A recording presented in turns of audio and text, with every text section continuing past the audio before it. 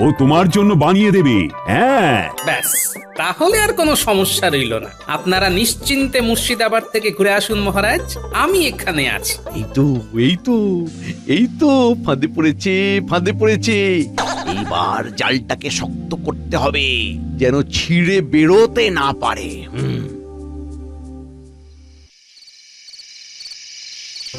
এই এই নে রাজবাড়ির সদর দরজার নকল চাবি।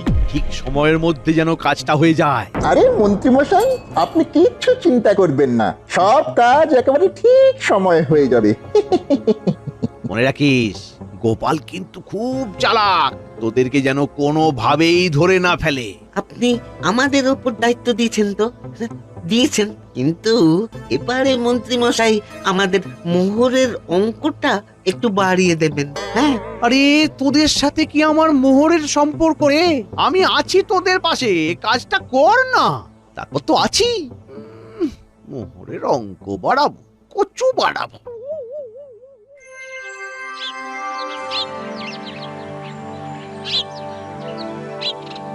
গোপাল, তাহলে তুমি সব দেখে শুনে রেখো, আমরা তাহলে আসছি।